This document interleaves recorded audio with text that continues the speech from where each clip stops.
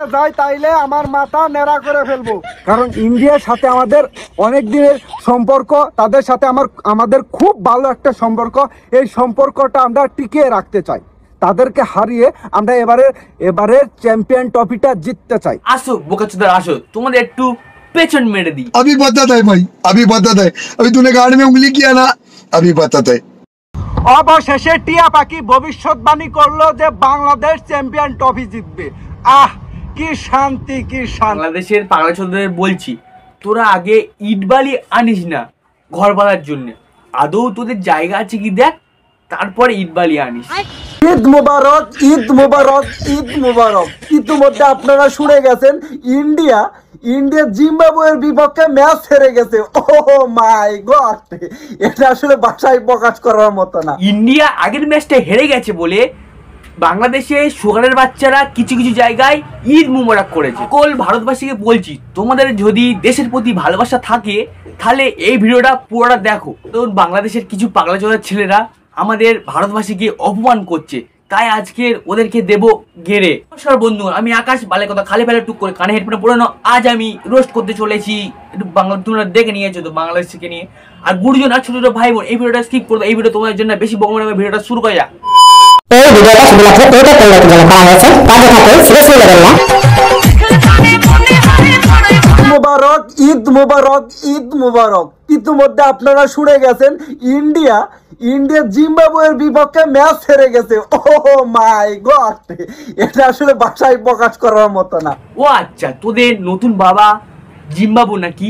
আর বাংলাদেশের পাড়া চলে বলছি, শোন, তোদের মা বাবা কি কত জায়গায় নোংরামি কাজ করে করে বেড়াই রে ভাই, যে তোদের এতগুলো বাবা হচ্ছে, আর কতগুলো বাবা নিবি বল ভাই? একটা কথা বলি শোন, খেলায় হারজিদা আছে, বাংলাদেশ হারুক বা ইন্ডিয়া হারুক, খেলায় হারজিদা আছে। দেখছেন হাই রে কাহিনী রে, বিশ্বকাপ জয়ী ইন্ডিয়া, বিশ্বসেরা টিম ইন্ডিয়া, তারা কিনা জিম্বাবুয়ের বিপক্ষে মানে ফুল প্যাকেট হয়ে গেছে। ভাই একটু চিন্তা করে দেখ, তোদের মতো আমরা সুপার 8 উঠে পরপর 3টে ম্যাচ হেরে যায় না তো।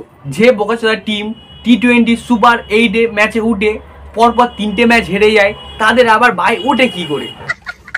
ইন্ডিয়া এত ভালো টিম, তারা এবারে ওয়ার্ল্ড কাপ জিতলো, ঠিক আছে, মানে তারা এভাবে হারলো, এটার কারণটা কি?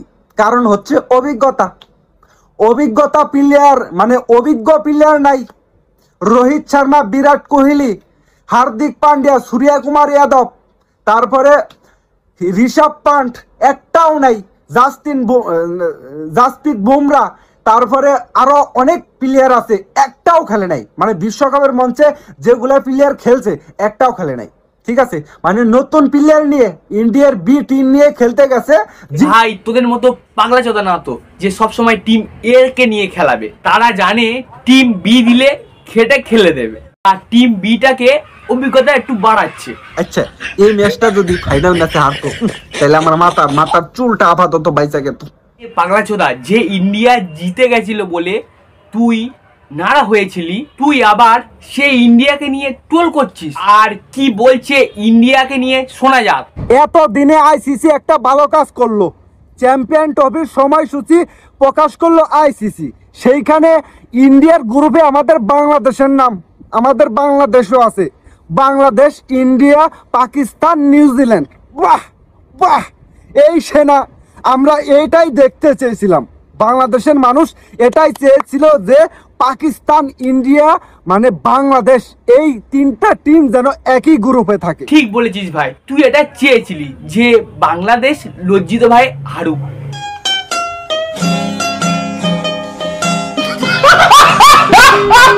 আছে পাকিস্তানের মতো শক্তিশালী একটা টিম আছে, ইন্ডিয়ার মতো একটা টিম আছে, তারপরে নিউজিল্যান্ডের মতো বড় শক্তিশালী একটা টিম